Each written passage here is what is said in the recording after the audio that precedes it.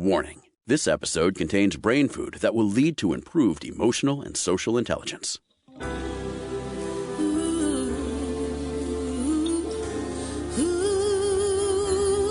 Give us 1 hour and we'll help you change the way you think about happiness.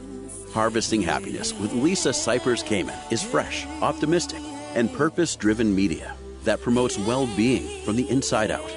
Each week, Lisa spotlights diverse trendsetters and change agents who are the greatest contemporary thinkers and doers, devoting their lives to creating a better world in which to live.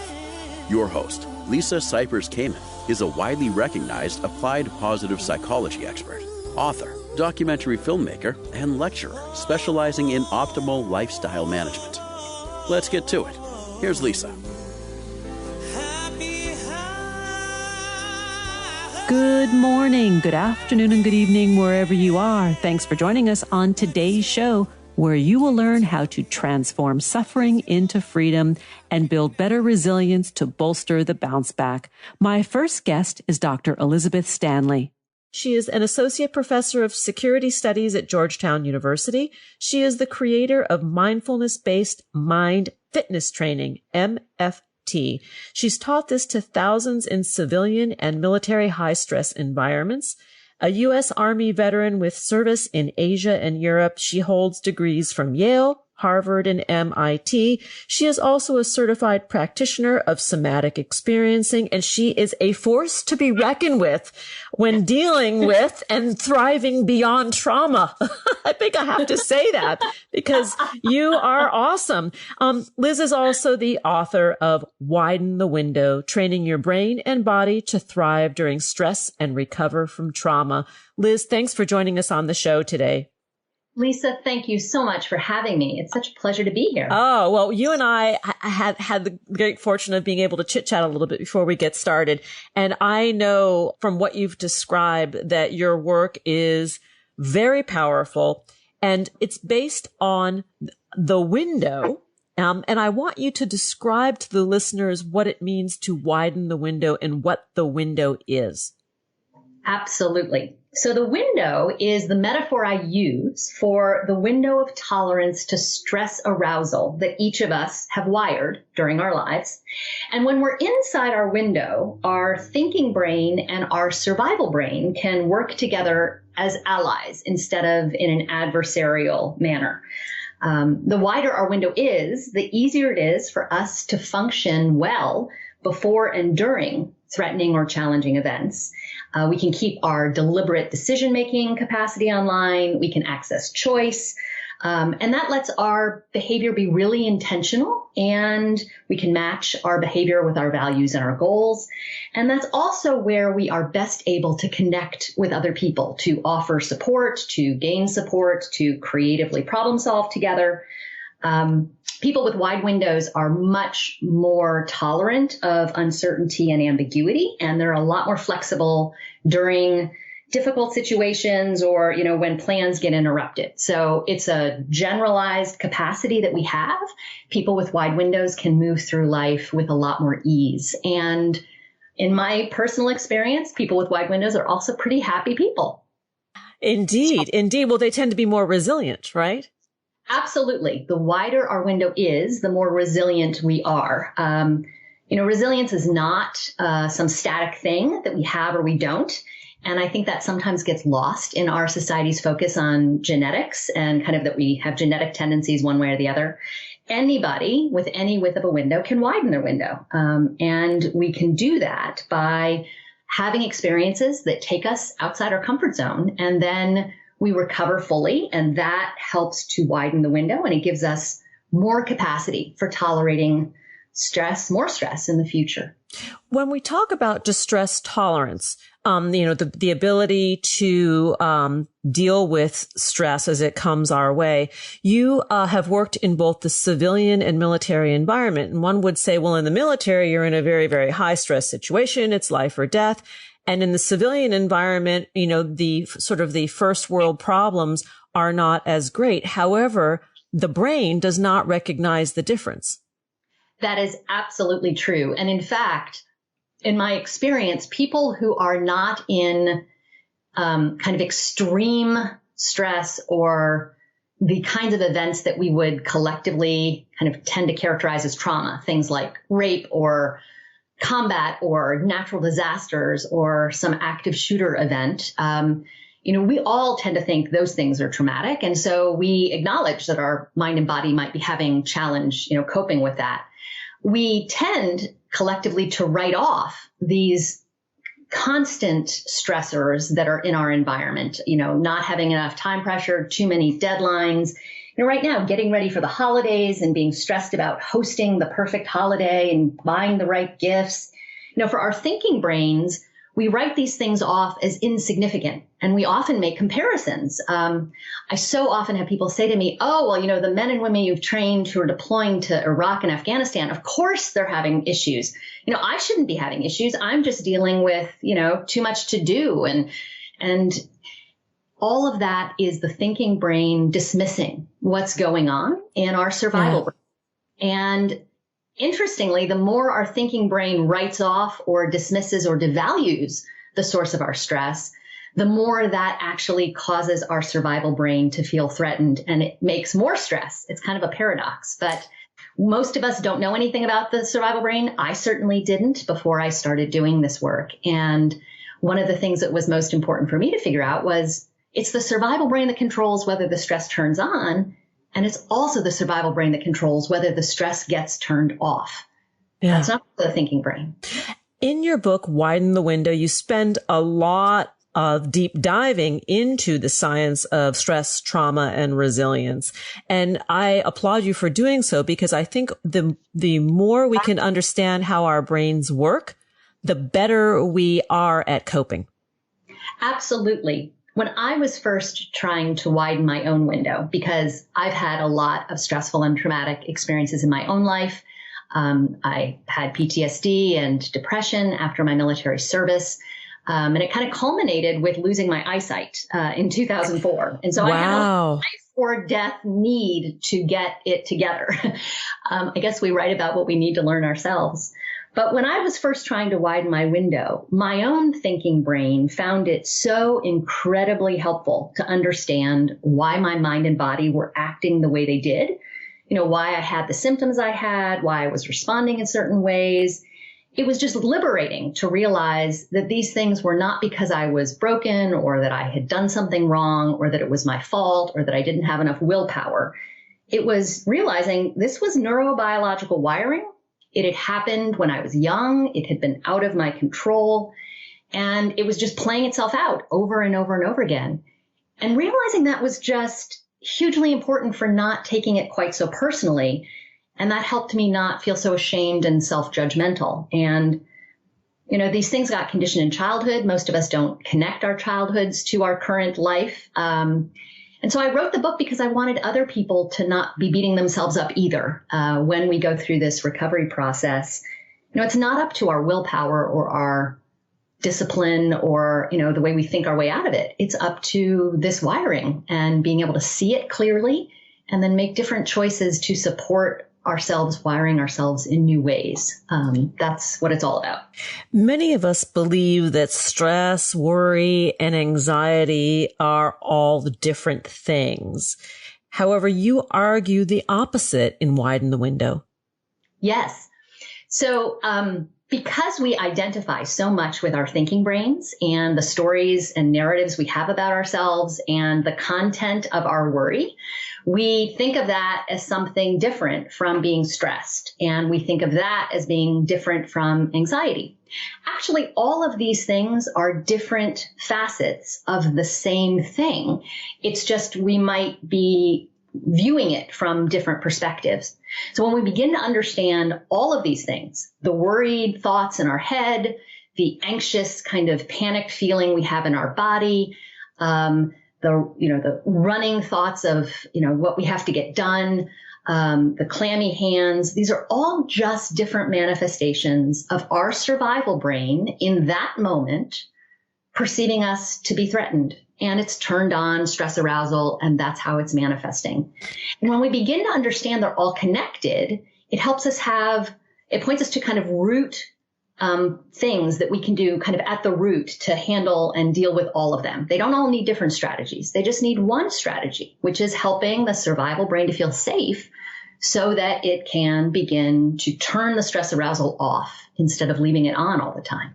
And when we're in that state of high arousal and we've got a lot of cortisol and adrenaline pumping through our bodies, it's pretty hard to lower that level quickly and be in control when all we desire is control, right? It's counterintuitive, right? We want control and we feel out of control, and that makes it worse. It's a terrible loop. It is a terrible loop. And so many of us have been conditioned to try and think our way out of it or to figure out how to solve it. But in that state, our thinking is actually compromised because the stress arousal has negative effects. It compromises our thinking brain functions. And so, it's another kind of counterintuitive thing. You can't think your way out of stress. You have to work with supporting the survival brain, because the survival brain can help us to get to a recovered place. That brings the thinking brain functions back online. And then we can do the problem solving. But we try and do the shortcut and go right to the problem solving. And that just perpetuates the stress arousal. And bad behaviors. That we find lots of crafty ways as human beings to temporarily take us out of that state. And you all know what you do. I know what I do, the different things that we do, which tend to make it worse in the long run. Absolutely. We either rely on what I call thinking brain override strategies, where we suck it up, we power through, we rely with grit and just keep going, and we suppress the emotions, we compartmentalize. That lets us keep going, but it's not turning the stress off. Or the stress comes out and the emotions come out sideways. And that's when, our behavior gets affected by it's driven by our emotions and our stress. I call that survival brain hijacking. And when we're in that state, that's when we rely on all of those stress reaction cycle habits. They help us feel good in the short term, but they're not doing anything to resolve that stress load. In fact, they're building it, like things like addictions and substances, caffeine, tobacco, the whole range of things that we do that don't help the body recover. We are going to take a break. And when we come back, I would love for you to share some of the strategies that you have written about in Widen the Window, training your brain and body to thrive during stress and recover from trauma. To learn more about the work of Dr. Elizabeth Stanley, please visit her website, elizabeth-stanley.com. Here comes the break. We'll be right back, and that is a guarantee. Before we take a break, I want to talk about the value of investing in your own mental and emotional health, especially during challenging times like these. Psychological well-being is a positive contagion that impacts every aspect of life. Getting right in the head supports good self-esteem to thrive and solid relationships that flourish. This is why I love therapy and receive a 360-degree benefit from it in all areas of my life. You know the old saying, put your own oxygen mask on first so then you can help others. But now more than ever, we all need some support to maintain a healthy mind. And that's why I'm proud to be partnered with today's episode sponsor, Talkspace Online Therapy. Talkspace offers high-quality, super affordable, convenient, and flexible therapy right when you need it. You can sign up online and start therapy at the same time on the very same day.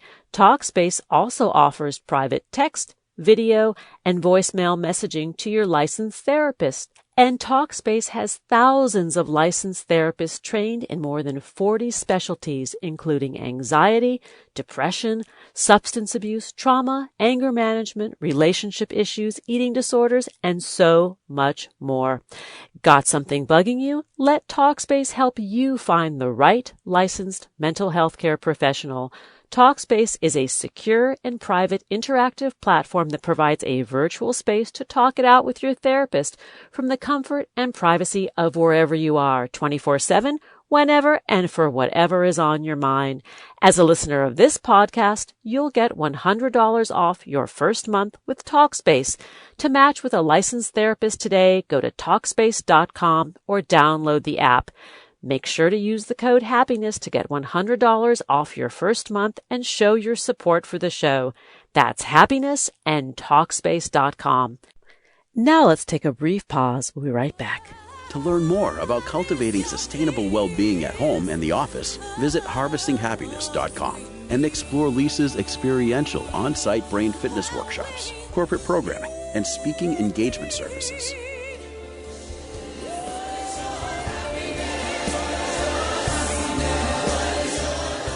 And we're back. But before we get back to the conversation, I want to talk to you about life's little annoyances. You know what I mean. Traffic, excessive emails, long lines, bad Wi-Fi. You get what I mean. We all need to blow off a little steam sometimes, and I've got just the thing for a little guilt-free playtime pleasure. Call it a break, a pause, or a mindfully mindless reset. That's just the moment when I like to clear a few levels on Best Fiends, the 5-star rated mobile puzzle game with more than 100 million downloads. Best Fiends gives my brain a rest from the daily routine and challenges me with an exciting puzzle experience unlike any other out there. I've been playing Best Fiends for more than a year now, and I'm happily hooked. And if you're anything like me, you will be too. Don't miss out on this fun and casual must-play game that is boredom's worst nightmare. What I love most about Best Fiends is getting to play with my kids away at college and friends in other cities. It's been a fun way to be socially engaged at a distance. I get a joyful jolt of adrenaline with each win as the puzzles get more challenging with each level. The fun never ends at Best Fiends because there is always something new with thousands of puzzle levels. You'll never run out of goals to achieve. Don't blame me if you end up kind of obsessed. Download Best Fiends free today on the Apple App Store or Google Play. That's friends without the R. Best Fiends. Now let's get back to it. And we are back, continuing the conversation with my guest today, Dr. Elizabeth Stanley. We're talking about the transformation of suffering into freedom to help us gain greater resilience. Liz, we touched upon what the window is, how we can learn to widen the window, or why it's important to widen the window. Now I'd like to turn the conversation towards strategies for widening that window. Absolutely. I want to be offering some concrete things for your listeners to sink their hands into.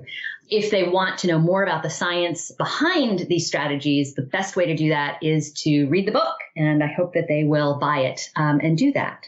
But as I said before our break, the most important thing for recovering from stress and from trauma is to help our survival brain perceive safety in any moment. And we can do that by understanding what helps the survival brain feel safe.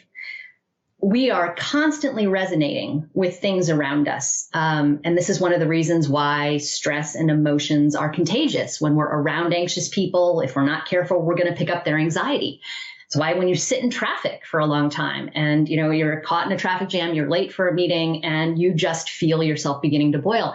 It's not just your own anxiety and irritation in that moment. It's all the anxiety and irritation, all the cars around you. We are social animals and we're wired to connect in that way. So one of the first things to think about is putting yourself in environments that help your body and your survival brain to feel grounded and safe and stable. That can be being in nature. That can be being around well-regulated people and people that you love.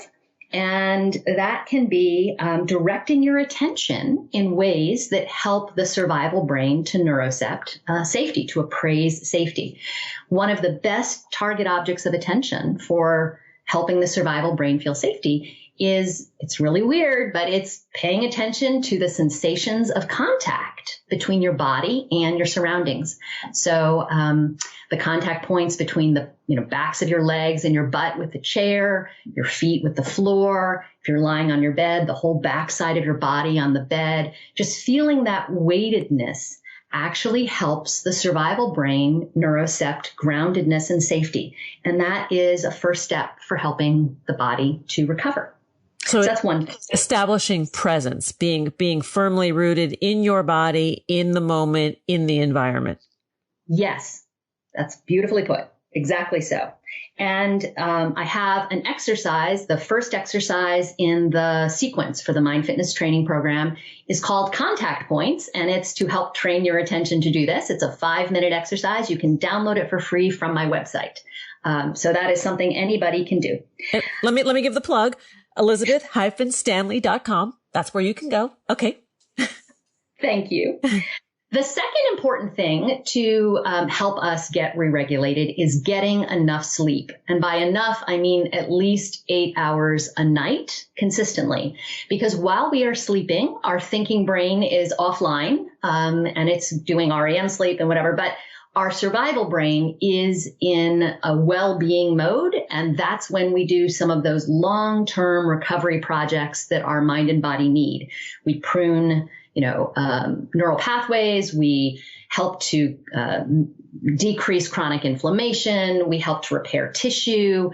We do all of these recovery functions when we're getting adequate sleep. So sleep is the second really important thing that I would recommend. And can I jump in here and say that when we are in a state of stress or anxiety, sleep is often the first thing that is compromised. It absolutely is. And that is part of the vicious cycle involved. So helping to set the conditions for restful sleep. And there's, a lot of different tricks you can use. I have a chapter that kind of talks about the downsides of not enough sleep, but also the upsides of some things you can do. One of my favorites in the winter is taking a hot bath with Epsom salts and some lavender, lavender essential oil. Yes. And as you soak in the tub, the whole body just warms up, and then your survival brain really helps to turn the parasympathetic nervous system on. You get into bed and you can drift off and have really good sleep. So that's a really good way to make sure that getting enough sleep is important. What about routine? The importance of routine in establishing safety and security? I think, we are wired to want routine. We find having routine pleasant, and so that can be helpful in the body finding safety. Whatever we're doing in a repeated way, whether it's, a beneficial repeated thing, a beneficial habit, or if it's a detrimental thing, whatever we're doing in a repeated way has big effects on the wiring of our minds and bodies. So being very conscious about which habits you choose and setting them up in ways that really can help support our systems is important. But you're right. Having a routine can help us feel safe. We also need to have some capacity, though, to flex when our routines get interrupted. And to do that, one of my best recommendations is leaving enough white space in the schedule so that you can flex when the unexpected happens, so that it doesn't kind of destroy the house of cards that you've kind of put together of tightly scheduled way. And that's very countercultural in our culture, but having a little more white space for things to breathe is really helpful. And stuff is coming for us. I mean, like it or not, because that's just how life rolls, right? that things will happen. Absolutely. We can count on having curveballs. We just know exactly when they're coming, but to have the space to flex and flow with them is really important.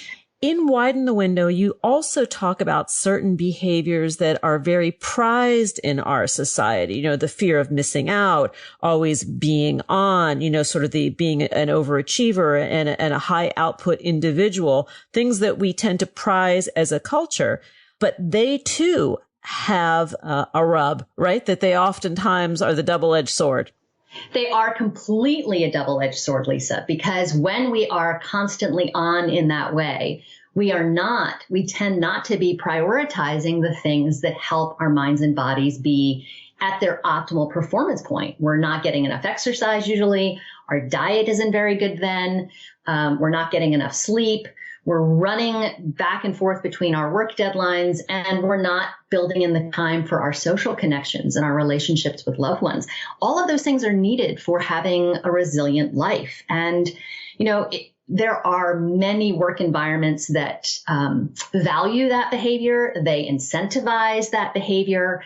And they're not looking at the long term. Anybody can push themselves hard for years even, but at some point the cost comes due. I mean, my own life is an example of that.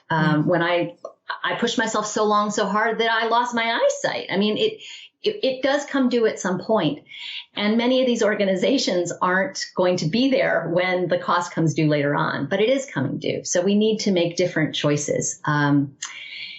That behavior choice also tends to reinforce the adrenaline-seeking nature of when our minds and bodies are stuck on high. So paradoxically, when we're caught in one of those cycles of being super FOMO or super on all the time, that's often a warning sign that we are dysregulated, that we are not in a balanced place because our system is craving that constant stimulation. That is a sign that we are just in constant stress arousal and we haven't had any recovery. Which is a form of addiction unto itself. Absolutely. That's where the term adrenaline junkies comes. Yeah. And it's very, very common in our culture. We hear the phrase intergenerational trauma quite a bit. And I would love for you to explain that to our listeners and how it relates to what you've written about in Widen the Window. Yes. So when we are first born, actually before we're born, starting in the third trimester in the womb, we are already starting to wire our windows of whatever width it's going to be initially. We do all of our initial neurobiological wiring in relationship to our early social environments, which usually means the interactions we're having with our parents, because they're the people that we are having the most contact with in our early years during the critical wiring times for our nervous system and for our survival brain, before our thinking brain is even fully online to be wired. I mean, it gets wired too, but it's coming online later than these other parts. And what this means is that if our parents have chronic stress, if our parents are coping with a mental illness or an addiction, if our parents are suffering from trauma or loss that they have not healed from, and that their own windows have been narrowed, we wire our window in relationship to the windows that are caring for us. So if our parents had narrow windows, we are initially going to wire a narrow window. This was my experience. I come from a long military. Me too. And both of my parents were, my dad was back from Vietnam and had PTSD, although it wasn't diagnosed. He was kind of self-medicating with tobacco and alcohol and workaholism. My mom had terrible loss in her childhood, and she had another death during the pregnancy with me. She was in horrible depression. And her stress hormones, like in the womb, conveyed to me. And then the way that they nurtured me is, they did the best they could. Parents always do. But when parents have narrowed windows, it has real effects on the way that the minds and bodies of their children are being wired. This is how trauma gets conveyed intergenerationally. And it happens in the way that, it can lead to their stress hormone system being wired in a dysregulated way. It can affect gene expression. That's called epigenetics. And there's been research that shows how having had certain gene expression turned on because of chronic stress in parents, it gets that gene turned onness gets conveyed. That was not well put, but you know what I mean. That was not a clinical term. That was a non-clinical term. Gene expression turned on, it can convey that way through, the research has shown, at least 3 generations. Yeah. So when you think about family legacies of trauma, that there might have been war, or there might have been, slavery in the past, or chronic racism, or some other big, natural disaster event, all of these things can then convey to children. And we don't usually think about the way that we're functioning today as being that related to what we did as kids. But if we're not paying attention, those early windows, continue to play out as trajectories over the course of our life. And I got interested in this because I wanted to not just, I wanted to heal myself, but I also wanted to understand where that came from and to set my own mind and body in a way that then I would be handing on a different legacy for the next generation. So parents have an obligation in this way. I agree. To learn more about mindfulness-based mind fitness training, MMFT, to learn more about and buy the book we're speaking of, Widen the Window, Training Your Brain and Body to Thrive During Stress and Recover from Trauma, and to have resources to support yourself on a healing journey, or someone that you love and know who might be experiencing stress and trauma that could be a benefit to support them, please visit Dr. Stanley's website at elizabeth-stanley.com. Once again, that's elizabeth-stanley.com. Liz, thank you so much for being with me on the show today. This is so interesting and a subject that I am completely impassioned about, and I am your cheerleader and champion. Buy this book. Share this book. Thank you so much, Lisa. I have so enjoyed our conversation today. I appreciate you making time to talk with me. Oh, anytime. This has been great. Before we pause, I want to share a little secret about myself. I am a health-conscious, clean freak germaphobe who keeps a super tidy home using green products. For years, I've been a subscriber to Grove Collaborative for all my eco-friendly cleaning needs. So I'm super excited to show some love for today's sponsor, Grove Collaborative, delivering a greener clean to keep your home and the planet spotless with earth-friendly cleaning essentials. Healthy, plant-based, non-toxic cleaning products really do work, and the good ones are actually more enjoyable to use. But where do you start, and who do you trust? That's where Grove Collaborative comes in. Grove is the online marketplace that delivers healthy home, beauty, and personal care products directly to your doorstep. Grove Collaborative takes the guesswork out of going green. Browse the site for thousands of home, beauty, and personal care products, all guaranteed to be good for you, your family, your home, and our world. With Grove, it's a one-stop shop for all your natural goods. This saves time, money, and hassle. I'm a huge fan of Mrs. Meyer's Clean Day geranium-scented products. Join me and more than 2 million households who trust Grove Collaborative to make their homes happier and healthier. Shipping is fast and free on your first order. Making the switch to natural products has never been easier. For a limited time, when my listeners go to grove.co/happiness, you will get to choose a free gift with your first order of $30 or more. But you have to use our special code. Go to grove.co/happiness to get your exclusive offer. That's grove.co/happiness. Now let's take a quick little pause. We'll be right back. Did you know that happiness is actually good for your health? Happy people live longer, are more productive, and make better partners, parents, and professionals. Connect with us on Facebook at Harvesting Happiness and follow Lisa on Twitter at Lisa Kamen for a daily dose of inspiration. Welcome back. If you're just joining us now, we're talking about what it takes to transform suffering into freedom, thus leading us to building better resilience that bolsters that bounce back. My next guest is Blake D. Bauer. Is a world-renowned teacher and speaker with an extensive background in psychology, alternative medicine, nutrition, traditional healing, and mindfulness meditation. Based on his personal experience overcoming deep suffering, addiction, and adversity, as well as his professional success, Blake's pioneering work integrates what he's found to be the most effective approaches to optimal mental, emotional, and physical health. We're talking about his book, You Were Not Born to Suffer, Overcome Fear, Insecurity, and Depression, and Love Yourself Back to Happiness, Confidence, and Peace. Blake, that sounds like a prayer, blessing. So I'm going to say amen to that. That's beautiful. Thank you so much, Lisa. Oh, thanks for being with me today. Let's talk a little bit about your journey, because I find the best healers that I've ever had contact with in my life are the ones that have walked the path before me. Absolutely. Well, I'm going to give you a very abridged version because I know our chat today is not meant to be too long. I grew up, like a lot of people, in a very self-destructive family and environment around people who were generally good, but, you know, had trouble living well and in healthy ways. And I grew up around a lot of drug addiction in particular. And then when I was a young man, around the age of 14, 15, I got heavily into drugs and alcohol and, you know, began socially just smoking marijuana and drinking, alcohol at parties and social events. But then my habits progressed pretty extremely to the point where I was taking a lot of pharmaceutical pills, smoking pot every day, pretty much all day, drinking a lot regularly. And by the time I was 18 years old, I had been arrested a number of times for drug possession.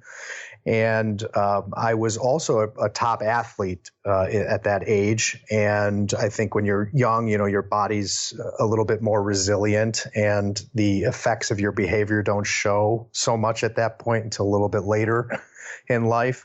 And so I got a very, very bad DUI when I was 17 years old, going on 18, and I was on Xanax at the time, which I didn't have a prescription for, and a lot of cannabis and a lot of liquor. And I actually fell asleep in front of train tracks in the middle of the night as a freight train passed. And I got lucky in the sense that I put my car in park at least, and I put my head back and I fell asleep, and I woke up to police knocking on the window, and I was arrested for driving under the influence. I also had possession of all these substances with me. I was, young and stupid, really, and self-destructive.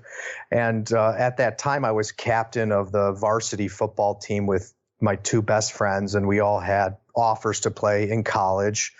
And when my coach found out, I got kicked off the team. I lost all my offers to play in college, and I felt very shamed in the community. It was in the newspapers, and, all my friends and their families and teammates, everybody knew. And it was, really heartbreaking for me personally. And so I went from being very arrogant and thinking I was invincible around the age of 18 to crumbling down into a dark hole where I was very insecure and paranoid and tortured psychologically and emotionally. And I suffered often with, suicidal depression, where I just really didn't want to be here anymore. I felt very confused and lost and alone, and I didn't know how to ask for help.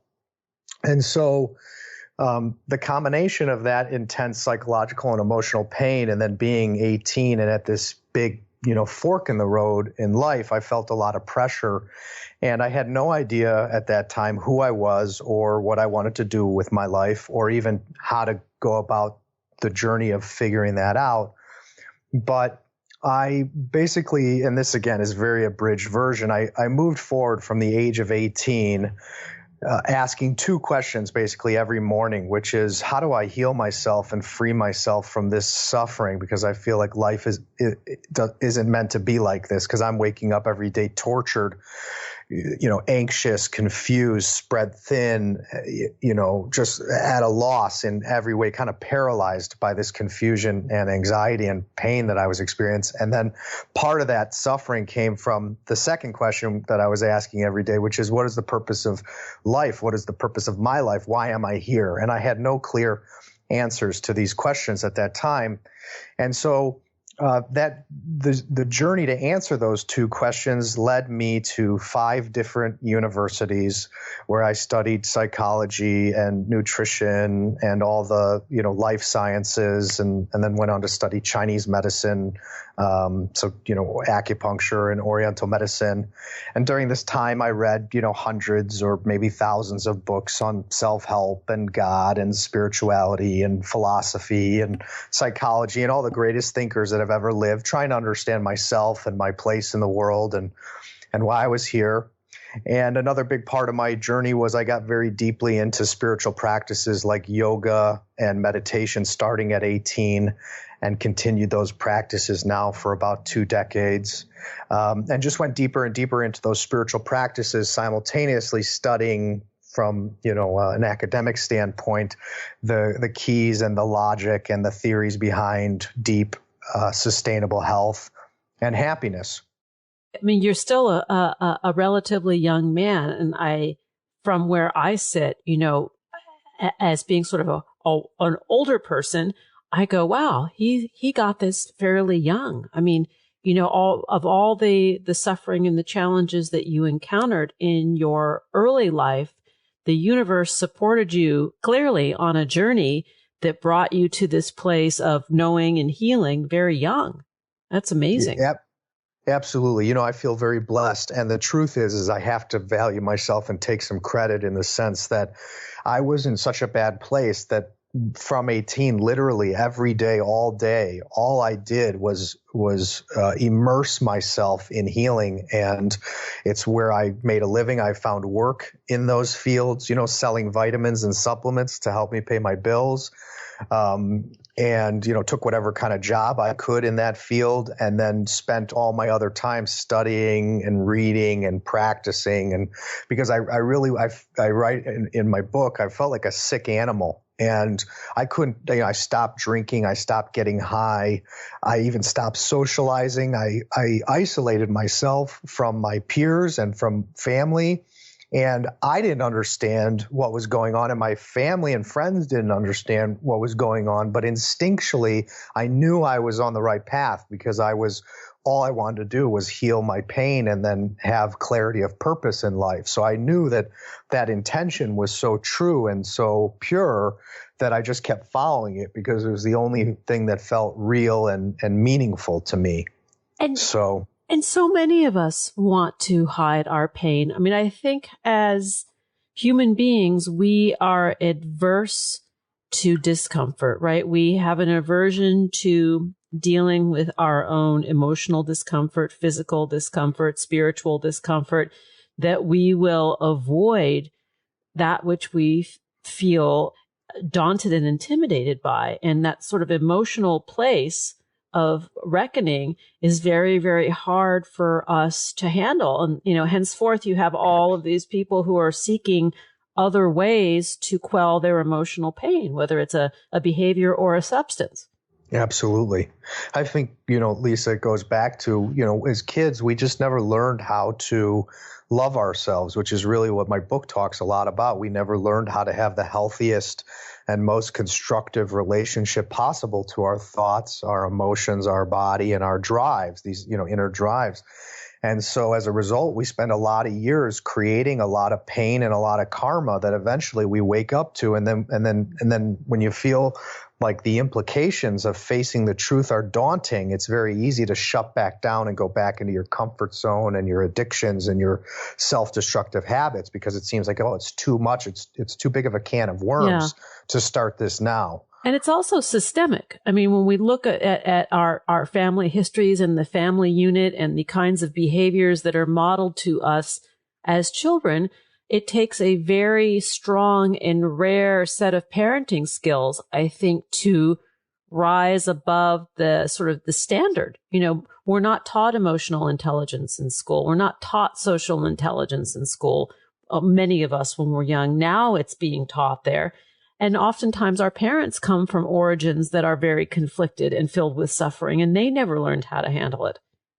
Exactly. And so I like to frame this conversation in terms of the evolution of humanity. I believe that these topics are the key to the evolution of consciousness, and they represent also the evolution both biologically and genetically that we're all experiencing as our life and then passing on to our children. So I think the single most important conversation is how do we shift this relationship we have to ourselves with our thoughts and our emotions from self-harm and self-betrayal and self-destruction into self-care, self-value, self-love, so that then we meet the world from that place of loving kindness and understanding instead of being so cold and short and, not having tolerance, because that's how we treat ourselves and that's what we experienced as kid. And so the chain of pain continues, and then we just pass it on to the next generation. They have to try and do something about it. The chain of pain, that is a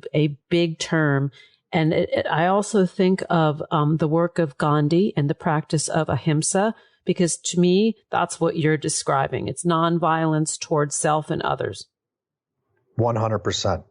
And it's a secret sauce. It is the secret sauce. We're going to go to a break in a minute, but I want to introduce a subject that you write about in your book, You Were Not Born to Suffer. You talk about functional sanity, and it puts a big smile on my face and makes me giggle because I think all of us are on some spectrum of crazy, and it's like what we do with that crazy that will dictate how we end up going through life, right?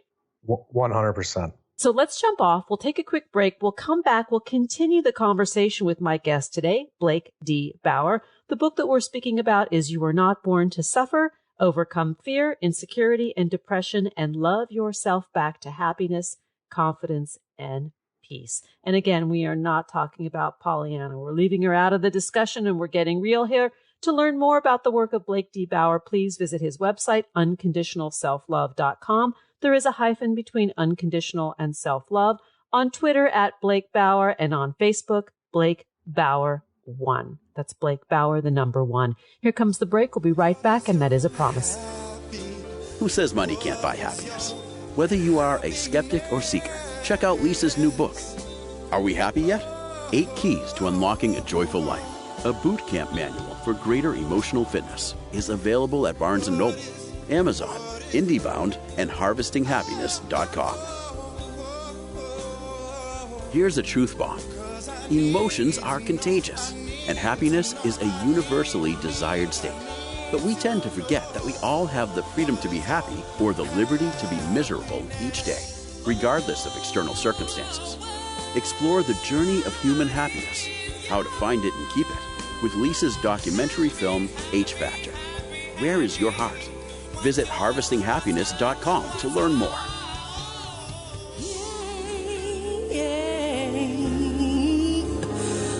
What is your happiness? Welcome back. We're talking about what it takes to transform suffering into freedom, leading us to build better resilience that bolsters our bounce back. Let's get back to the conversation with my guest, Blake D. Bauer. So Blake, prior to the break, we were introducing the subject of functional sanity, and I remarked on how it really put a smile on my face and made me chuckle, because we're all a little bit in the crazy, I think, especially these days. 100%, Lisa. I agree 100%. Talk a little bit about what it means to be functionally sane, or functional insanity, or Yeah, well, there's so many different angles that we can approach this from, but I guess in the most, practical way for your listeners is to know that, and I'm sure a lot of your listeners are familiar with these concepts already, and hopefully we can shed some light on them, is that, we all have a lot of different thoughts that we experience throughout the day, and often they can be, paradoxical, and they can contradict each other, and it's very easy to get caught up in these thoughts and identify with these thoughts and feel very confused about who we are and what we think and what we believe about the world. And then a lot of people suffer from this, fear and shame and self-judgment around their inner world. And that keeps them from addressing their pain inside and where they're stuck in their life. And so it's really liberating to know that everybody's got crazy thoughts. Everybody's got different voices in their head that come from different places, from conditioning from your parents, from conditioning from your education, from conditioning from your religious upbringing.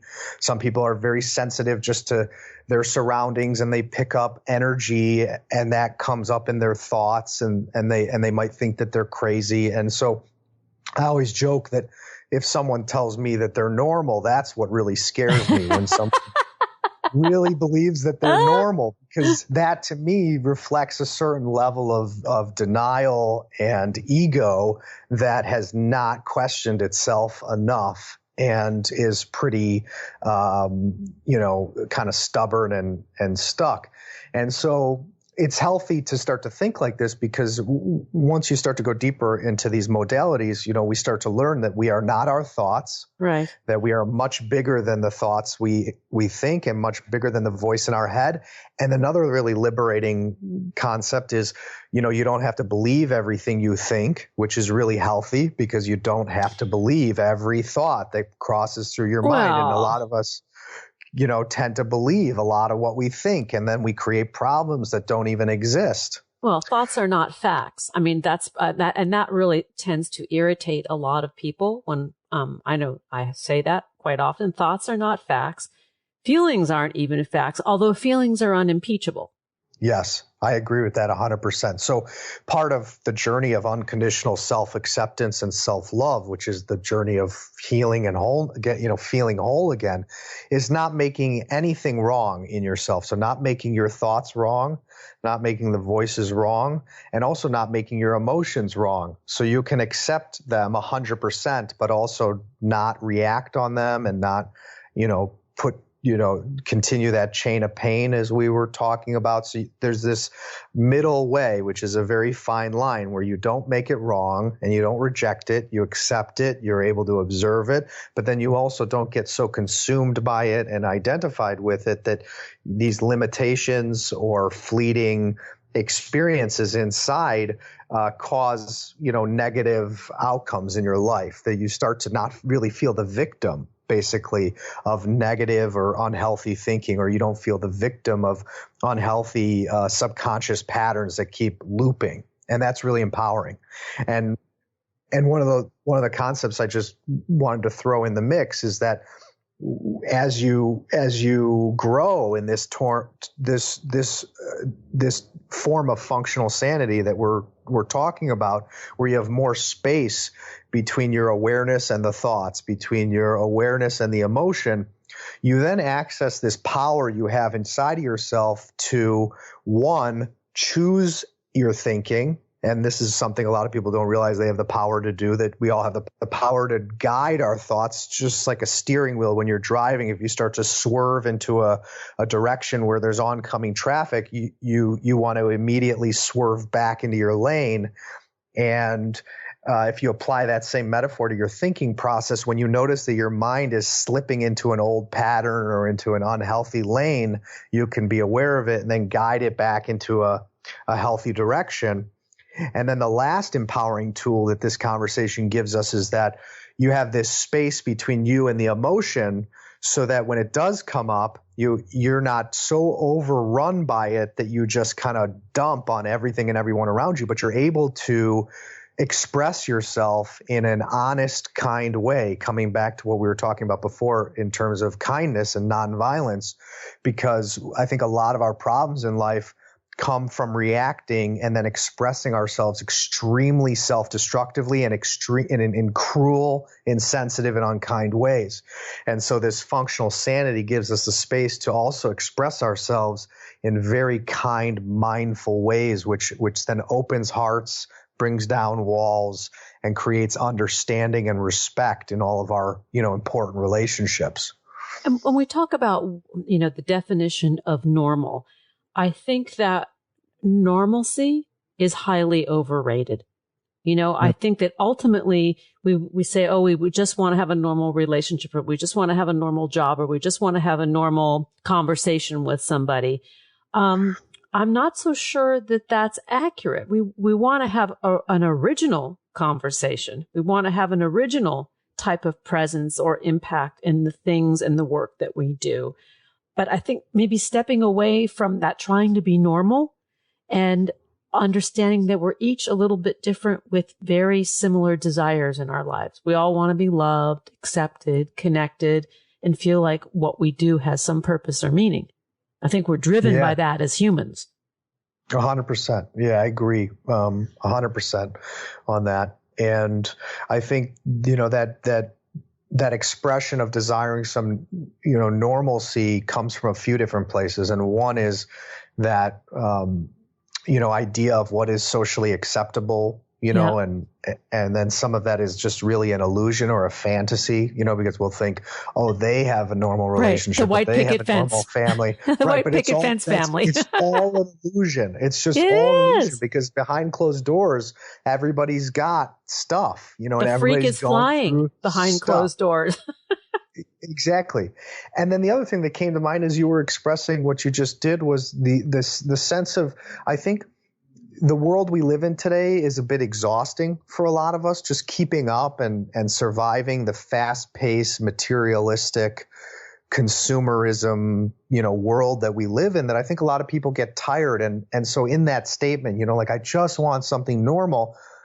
My first thought was to say, well, there's like a bit of laziness in that. But the truth is I think it's exhaustion, because it's like, how do I survive this world? But also there is effort and attention that is needed to grow yourself and grow as an individual and flower and blossom in a way where, you do the type of work where you can accept yourself and you can be vulnerable and you can communicate effectively and kindly and lovingly. And I think a lot of people just feel exhausted from trying to pay their bills and survive. There's like, oh my God, do I have to put in that effort to be an authentic, vulnerable, conscious human being? And the truth is that you do. And so that can seem, I think, a little exhausting for people on top of just getting by. Yes. On top of this survival, I agree with you. And it can be daunting, especially the climate in which we're living right now, where people are there's uncertainty everywhere. There's financial uncertainty. There's political uncertainty. It goes on and on and on. And yet what I gleaned from your book, and I think you're suggesting, is that irregardless or separate from those things, that we can still find our way home to ourselves.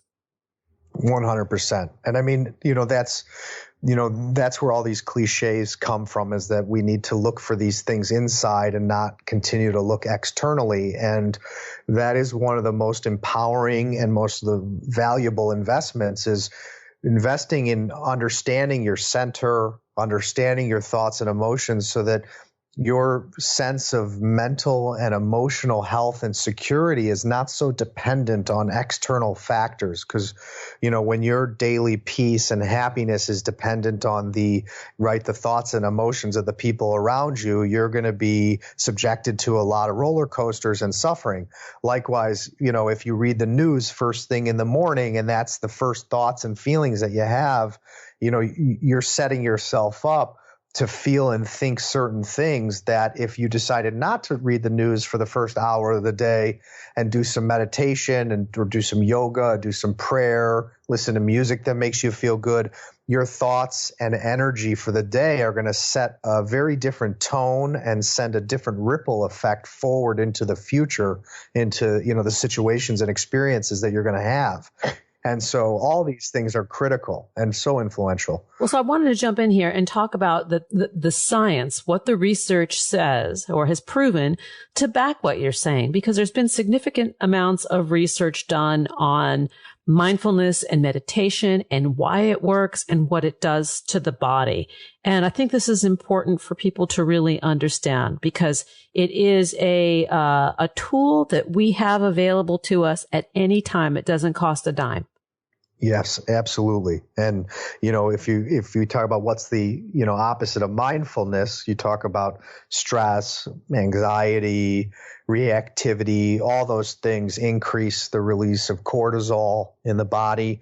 They limit the amount of oxygen that we uptake in our breathing processes, which directly affect our immune system and our biochemistry.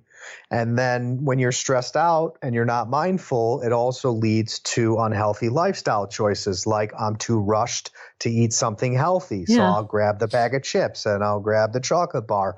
And so it's all very connected. And then the thinking is, maybe, if I could just get to the end of the day, I'll have a big meal or I'll have a bottle of wine or this will be my treat, right? So it becomes this vicious cycle that feeds itself. Well, if you want to do something good for your mind, your body, and your spirit, I suggest that you read this book. You were not born to suffer. Overcome fear, insecurity, and depression, and love yourself back to happiness, confidence, and peace.